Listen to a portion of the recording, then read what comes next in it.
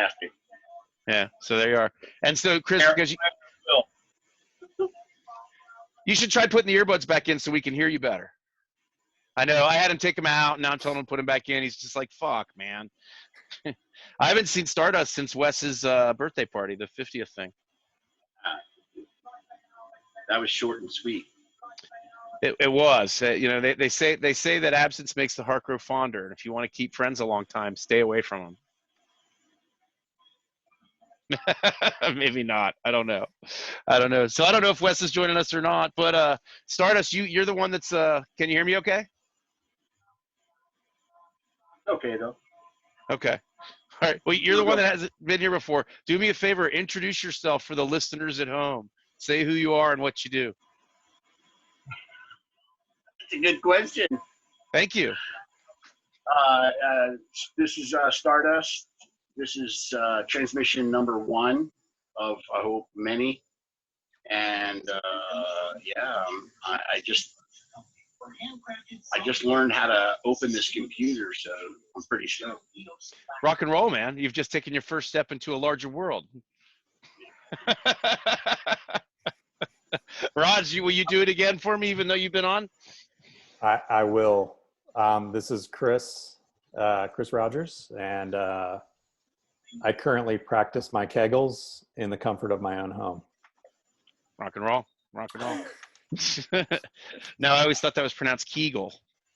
Is it Kegel? I don't know.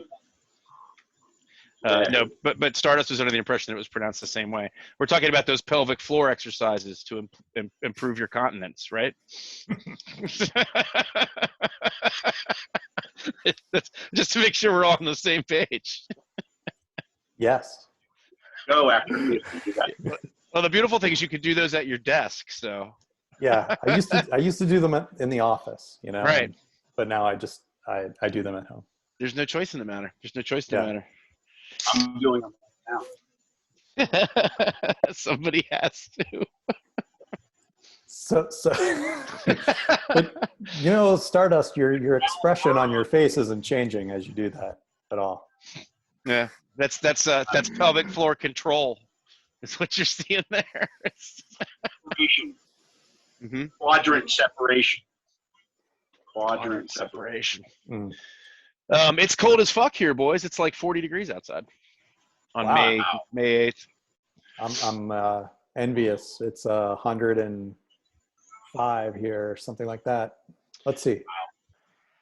103. I don't know. I was out there. When was that, Chris? When was I out there? 3 summers ago?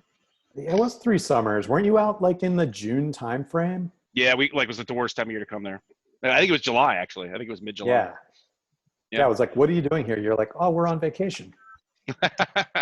And then you laugh at me for wanting to buy a second home in Cincinnati. Yes, I do. Yeah.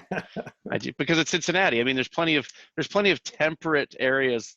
I mean, you have family here still, though, right? I have extended family there. Yeah. Yeah. So I mean, it makes perfect sense. It's like me wanting to. I have family still in New England, but even that step towards northeastern kind of weather is I don't know what I'm talking about anymore. So did you enjoy July here? Oh, I'm sorry, Chris. Go ahead. We're going together, right? Something you don't have to maintenance, you know? Mm-hmm. Just go up, party, and then we're out of there. Wait, so Stardust, you're suggesting that you and Chris go in on a vacation home in Cincinnati, Ohio? Okay. I know a lot of real estate people here. I'm strangely and closely connected with the real estate industry in Cincinnati. So when you guys are ready to talk about this, I'm even a licensed agent in the state of Ohio. We just won our old place back on Hosea.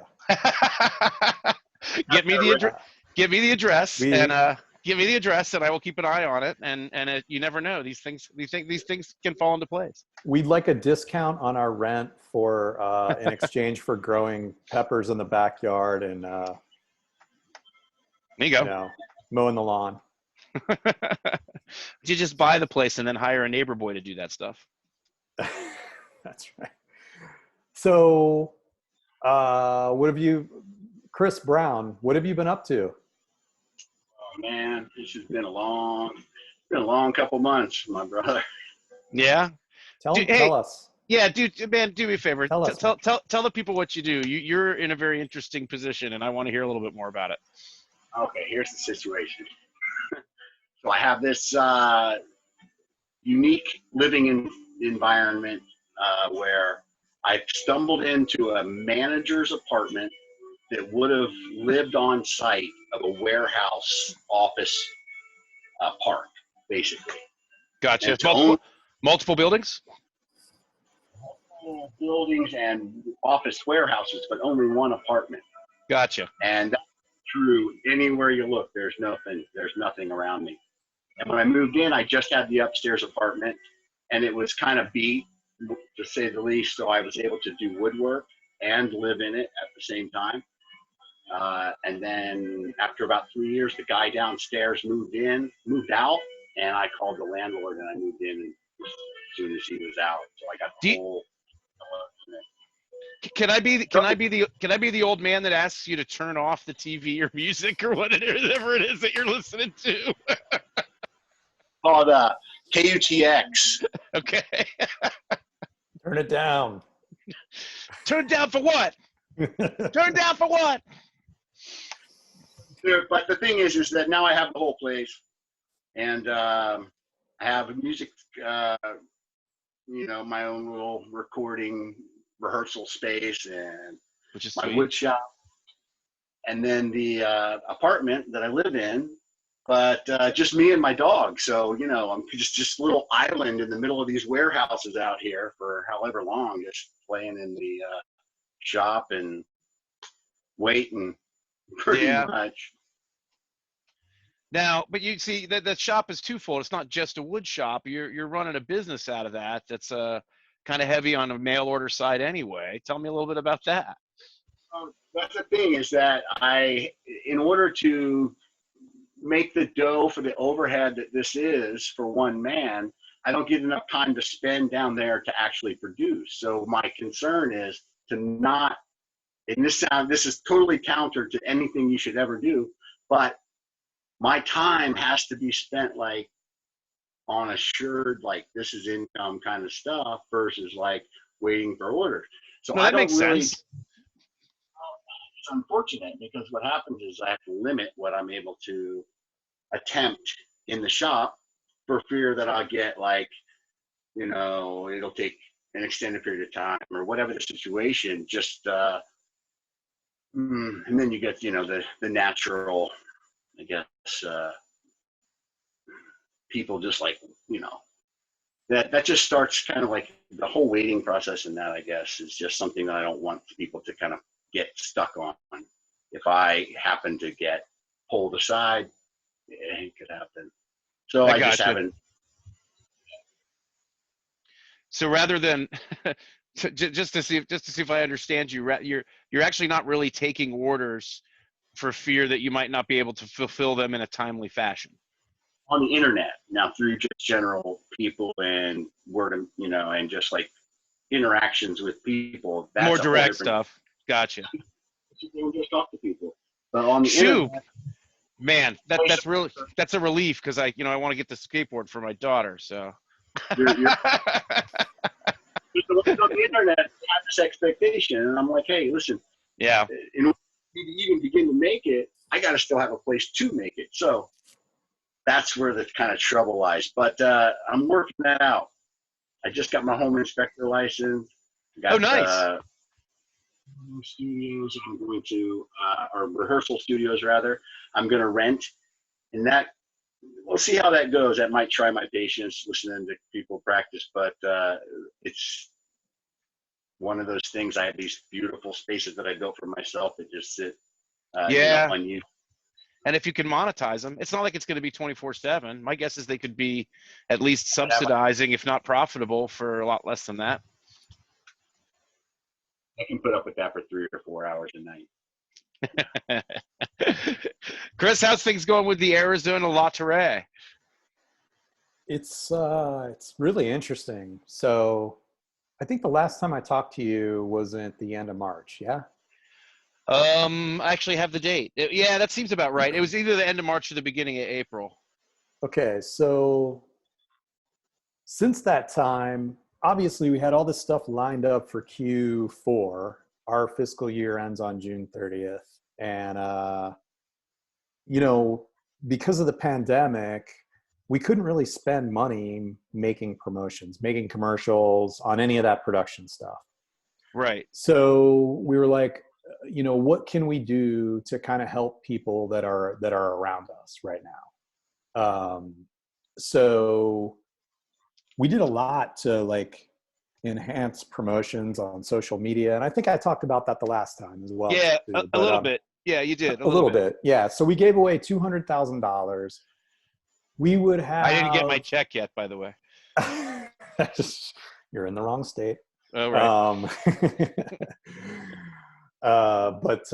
But yeah, so we gave away 200 grand just on social media alone for people who were put out of work in certain situations, bartenders as an example, waiters, we have a fund for that. At the same time, we started setting aside more sponsorship money for nonprofits that were struggling, and also organizations that could get money in the hands of people who need it. And I'll just, a couple examples is, I think I told you about the 50 grand that we were giving the homeless shelter in Central Phoenix.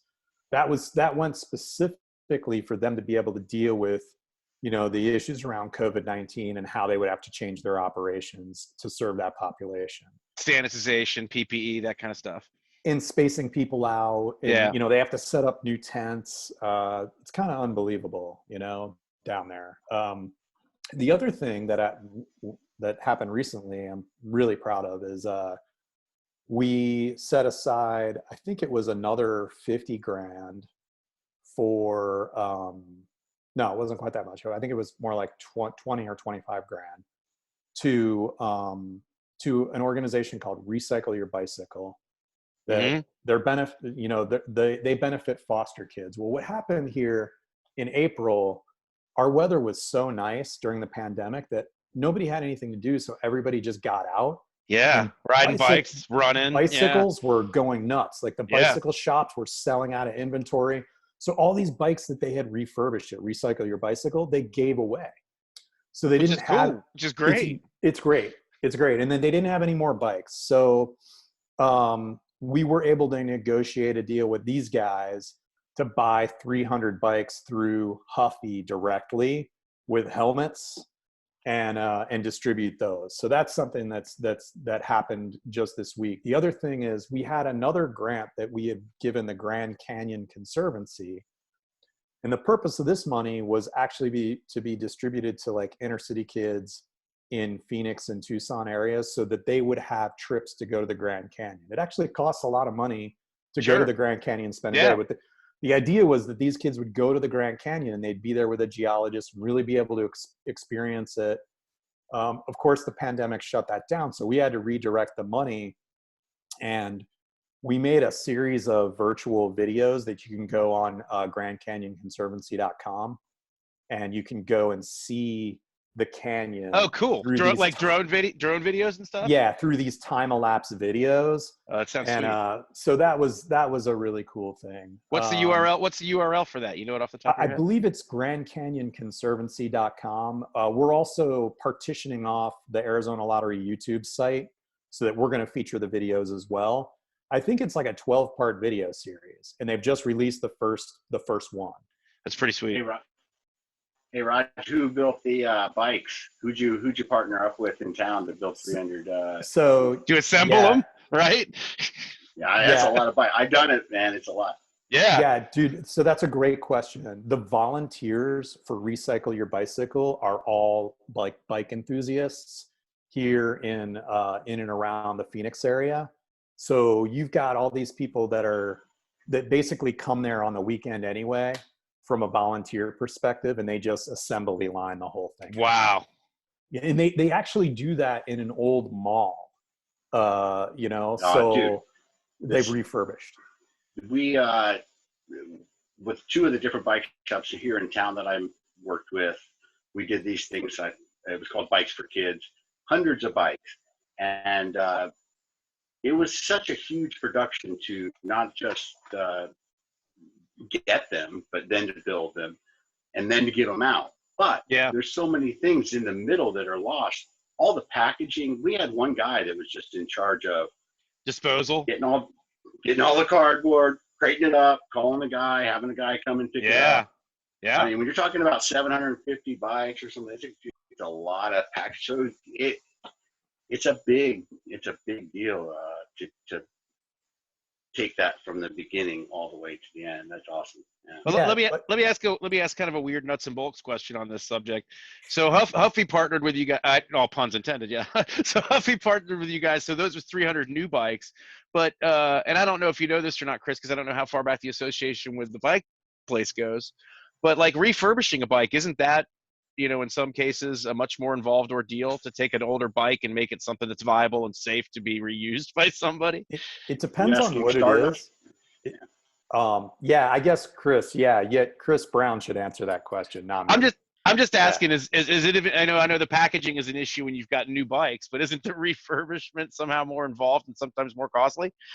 It could be anything. Yeah, yeah. And that's why these guys they break down bikes that get donated into parts. Yeah. And the hope is to just be able to like pluck from those shelves of bikes that weren't fixable. Yeah. But still, in all, a bike could be anything, and also not all parts work with all parts. Right. I think it probably, honestly, as much as it is easier to go with the full new bike. I'm sure. Yeah. I ask. I mean, it's enlightened self-interest that has me asking. There was a couple places like that in Cincinnati, and there's one more I can find. But I have, you know, I've got a garage full of bikes. I got like 11 bikes in my garage. I got 2 kids. Nice. And then, you know, and it's like it's a collection of bikes that were acquired over, you know, thrift store and flea market and Craigslist purchases as the kids grew up. And some of them are real nice, but I don't need 11 bikes. Anyway, sorry, Chris. No. I didn't mean to go on a tangent there. No, but I think it. there's also a public relations aspect to this too, of like, Unbelievably. you know, I mean, we're doing local. I've tried to like reach out to the marketing director at Huffy in Indiana, but haven't really gotten a response from him because the guy from the nonprofit was like, it's hard to deal with Huffy, blah, blah, blah. Really? Like, yeah, I was kind of surprised myself too. But you know, so hopefully I might be able to hear back from him. I don't know. But because I do think it could be a national story, to be honest with you. I mean, you know, from an earned media standpoint, we've just been crushing it in that regard. Yeah. So, you know, we've also enhanced all of our Players Club giveaways. And I got to address something that you and Wes hit on the last time that we were chatting. Okay. It's allowed. It's allowed. So, because you guys were ragging on, we were knocking basically knocking the industry as a whole. You know, you and I've talked about this, but go ahead. You know how I feel. You know, I don't have any issue with it. You know that, right? No, I know you don't have any issue with it, but just you know, for your viewers out there, let's do it, man. Hit me up. It's really like the average lottery player, and I think you and I had this conversation almost 3 years ago. Yeah, when I was out there. Yeah, looks like an average citizen of Arizona. Yeah, or me. Yeah, I'm actually right in the demographic you described. I'm like right there. Perhaps an average Ohioan. You know? Perhaps. And I mean, like, you know, the gross gaming revenue that's generated in Ohio is astounding. You know, I mean, it's by their lottery. I mean, it is. So just I think I already went over this. Yeah, like you make $1 million off Keno alone, I believe. I think it's more than that. Or either that, I think it's probably more than $1 million. It is more, and that's just Ohio State. Wait, did I say $1 million? I mean 100 million. Yeah, I was gonna say that seems closer. Now, really quickly, you make $100 million off just on Keno, which is one of a myriad of games that the Ohio Lottery as a state functions. Now, really quickly, I think a lot of people understand this, and I don't think a lot of people understand the nuts and bolts. Here we go again of it. But, you know, I mean, lotteries function, a lot of people don't understand that lotteries function as a fundraising effort for a municipality, whether it's a state or whether it's a consortium of states or whatever the case might be. It's a fundraising effort for the state. And it's up to that fundraising effort to generate enough revenues to sustain itself, to do its own production, et cetera, et cetera. But ultimately, any complaints you have with the lottery is a complaint against fundraising for a million different things that happen in your state that societally are required and need money, education, and then some of it goes towards, municipal buildings, and some of it goes towards parks, and some of it goes towards, any number of things. And I just wanted to point out that I think it's interesting that you've been on here twice now. And even back to the conversation we had when I was out in Scottsdale, the Arizona lottery works very, very hard to even do more than that, besides their requirements for their operation in the state. So as you were, soldier, as you were. Well, you just teed that one up for me, basically. Yeah, and right, and so I don't know. There's a couple others that are thrown in the mix, but the latest one that we're working with is the American Heart Association has a really good relationship with the elderly population in Phoenix, as you can imagine. So we have we're working on an initiative with them to actually bring groceries to elderly populations. So it'll be like all local groceries. Chris, I think like where you might have been going to is like, couldn't we have partnered with a local bike shop? I really wanted to do that. But I think the volume that we were asking for at a time when there were so many people, like I can't even get my bike in for like a tune-up right now. Oh yeah. Down here, by appointment. Yeah. Although now that it's 105, it's going to really. Don't the residents there have a tolerance of heat that's higher than most? Right. I didn't mind it when we were out there, man. You asked me before we went on this tangent. I didn't mind it when out there. I mean, yeah, it was hot, but I mean, there was a lot of places that weren't. I could go inside and there was, at the pool or whatever, but it's a dry heat, like Bill Paxton says in Aliens. But, it's, it's brutal. I'm sure it gets tired. There's the same thing that happens in the Nordic region. And those people just have to just embrace it and just take it in and say, it's going to be cold as shit for 9 months. 7 months, Okay. with a month on each end. And if you want to have any kind of thing to do, you better get out there and do it. And there's a word for it. And unfortunately, being Stardust, I'm not going to be able to come up with that word. But you could search for someone to maybe come back with, if anybody. No, I tell you, anybody knows. No, it'll come to you when you stop trying. We'll go off on a different tangent, and you'll just spit it out like 10 minutes from now. It'll be like, "What the fuck are you talking about?" Yeah. But it's just a word. It's just it's a word. It's a meaning for just the general Nordic way of life that they take. Accept. That they accept. That they almost choose. I think that they prefer. Yeah, in a lot of that instances. Relocation. Hey, they can move, dude. I was literally just about to say, relocation isn't as easy an option as people seem to believe. It's not that easy to just get up and go someplace else for a lot of people. I don't know. Chris, you're looking for a second home. I mean, clearly, here's the thing. You just complained about 105 degrees. How long have you been out there now? Oh, what has it been like since 97? Since halfway through 97. So okay. I've been out here 23 years. Yeah, I was gonna say 15 because I didn't realize it had been quite that long. But that's the thing is there's clearly there's aspects of the community out there, and just based on the brief conversation, it's not like it's been the greatest time of your life, but this job, I can tell you find it very rewarding. I mean, I'm sure there's aspects of that community that you wouldn't walk away from. I mean, you're not talking about moving back to Cincinnati. You're talking about a second home. So. Yeah, and I'm dreaming about a second home. I'm not. I'm just throwing it out there. Maybe a tiny home, But so, all right, I got to ask you guys, what's the state of people coming out of the woodwork and coming back to, like right now, all the hair salons and bars are like reopening here. Are they? You're not in like an initial phase where Ohio's in, and I can't speak for Stardust, obviously. Ohio's in a phased opening thing where I believe it's May 15th, restaurants will be allowed to have guests. Same here. And it's May 22nd, you can get your hair cut. And I think it's May 29th, they're talking about things like tattoo parlors. I think it's today you can get your haircut, and May 15th, bars and restaurants. And then, I don't know. I don't know how people yeah. do. I don't. Restaurants. I understand that they're going to be setting it up where there's going to be reduced capacity. There's going to be some percentage or something. There'll like be 6-foot radiuses, or there has to be barriers between diners and stuff like that. Bars, I have no idea. How do you do that with a bar without assigned seating people in a bar? I don't know. I mean, what's your guys? Here's really quick. This sums up my whole attitude towards the whole fucking reopening thing. The way I feel is none of the numbers have gone down anywhere. They may have stabilized in places. But the whole truth of the matter is that the stabilization that we're seeing in some places is a result of what we've been doing for the last 5 or 6 weeks.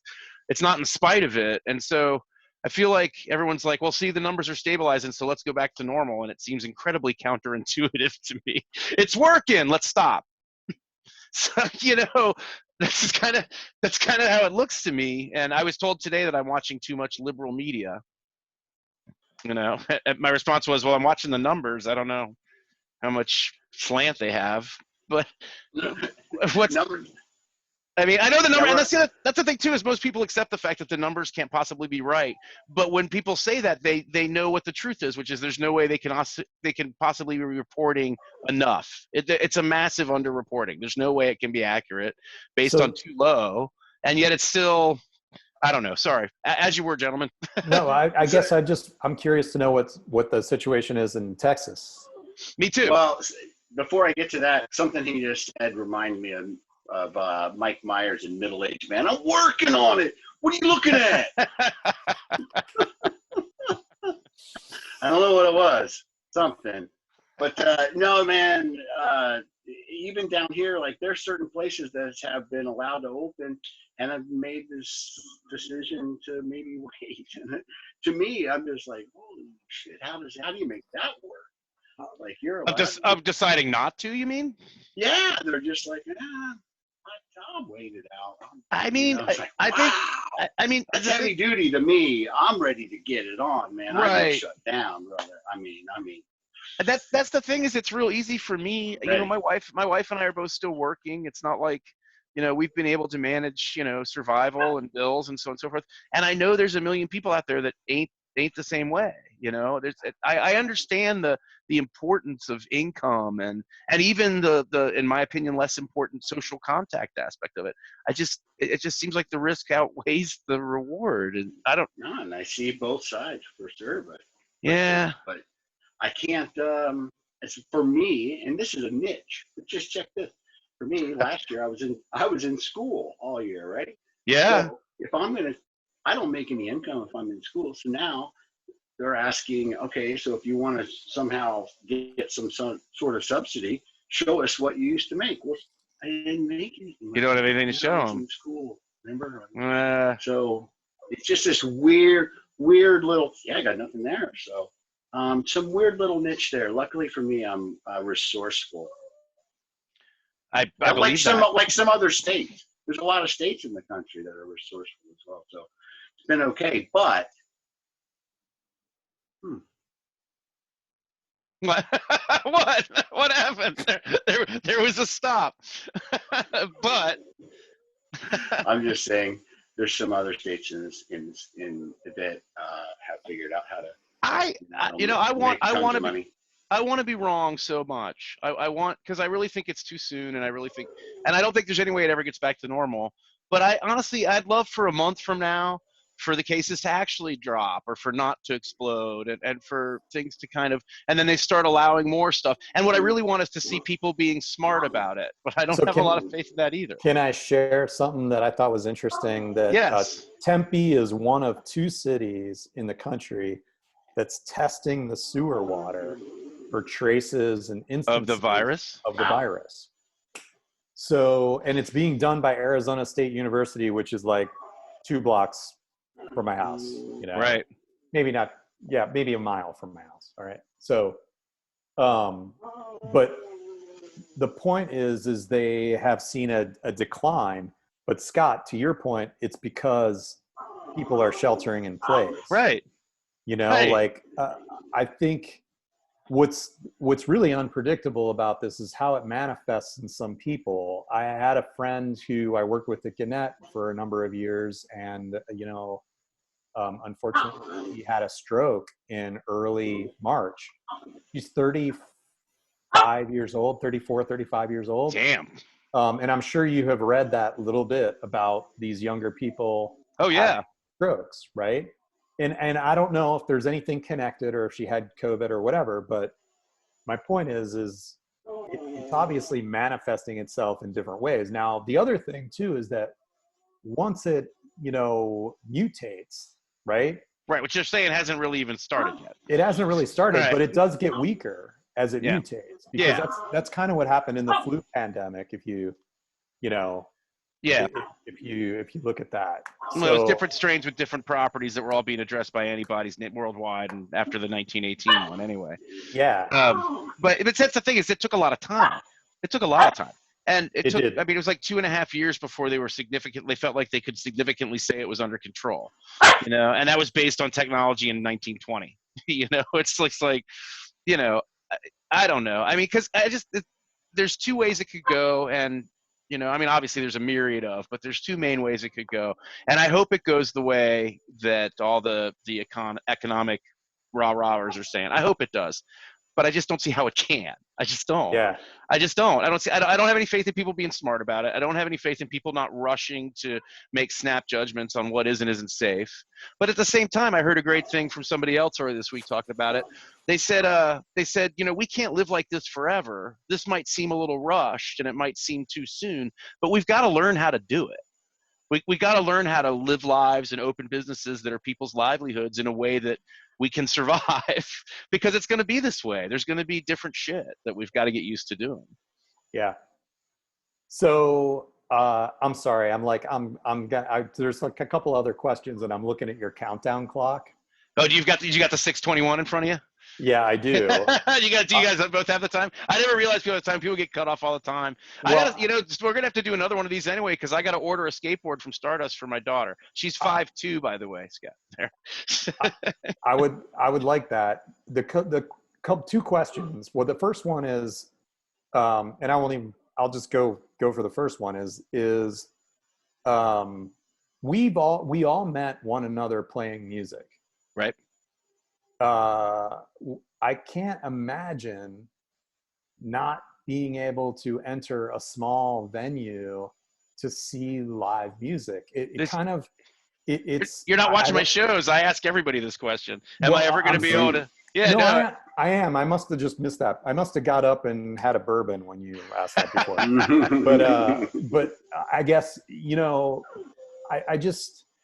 I can't imagine what it would be like. And then also, you guys in Cincinnati, there's so many amazing venues, right? And there's like so many people that have worked so hard to build those businesses. And I know, I mean, it was fun back in the day when we were playing, but like, I think now when I see it from afar, I'm blown away at what people have done, And I actually don't think there's as many now as there were in the heyday, but there's a lot of good ones. It's true. There's a lot of really good ones, right? Yeah. So and you can't deny the fact that now those people that are running them were like us back then.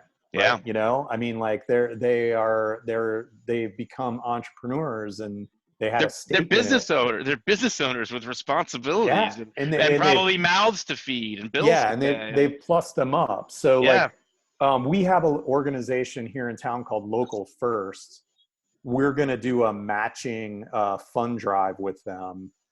For some of the places, the local music venues? Yeah, to drive, well, not just music venues, small businesses. Okay. Because I think a lot of those people were glossed over when they dished this money out. Pence, you riffed on that all the time, but yeah, it was weird. No, I mean, it was just a bunch of new loans for these businesses. It was ways to put themselves further in debt while they had a leg up, for a lot of them. No, I think that's great that you guys are doing that stuff. There's a few things going on here, but it's nothing that's very cohesive, unfortunately. You mentioned something before about working with philanthropic organizations that were really just figuring out how to get the money to the right people. There's so much implementation stuff that nobody like. It's easy for me to say, oh, $500 billion of that $2 trillion went to just big businesses. They could have given $1 million to every small business in the country and had money left over with that 500 billion, right? Like they could have literally measured it by income or employees or whatever, and they would have had money left over. And somebody says to me, yeah, but who's going to implement it? How are you going to pay for that? What's going to be the vehicle this money's distributed through? Have you given any thought to the logistics of giving $1 million?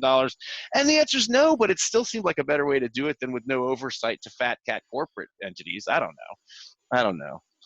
I'm concerned about these 5,000 venues across the country that number that they threw out, and never being able to walk into a bar and see, That's like maybe a your live music, your Right. cistern reunion or whatever. Yeah. No, I was jumping the gun on you a little. The question I've been asking everybody is, or the fear I've been expressing to everybody is that I'm never going to be able to get together with 400 of my closest friends again and bounce up and down in front of a band I like. And the answer is no, that's not true. But it's going to be a while. It's going to be until there's a vaccine. It's going to be until there's a general, either some kind of herd immunity, or as long as nothing else comes down the pipe. But it's going to be a couple of years before anything like that's even happening. Well, Down here, man. I mean, you're right outside of Austin, ain't you, Stardust? Yeah, I'm in Austin. I'm telling you, down here, the musicians really took a hit, because there's quite a few Everybody people. took a bath. But these guys, some down here, like we're musicians, right? So we play, but we also have a job. Well, we have a job, right? These guys, that's what they do. It's their job, right? That's sort of like we're for real. So they talk about it all the time. It's a thing. I mean, I was talking to Erica Winterstrom and Mike Oberst, Tillers, and they canceled everything. And I didn't even think about it. Mike Owen on this thing, he's like, you got to understand, when you're doing this, when you're touring around and you're playing these gigs and stuff, and I remember what a pain in the ass it was to book something in Oxford, and he's like, this is an entire year of your life that's been mapped out already. He was saying the Tillers had shit into, 2021, and it's over. Yeah. It's just none of it's happening now. None of it.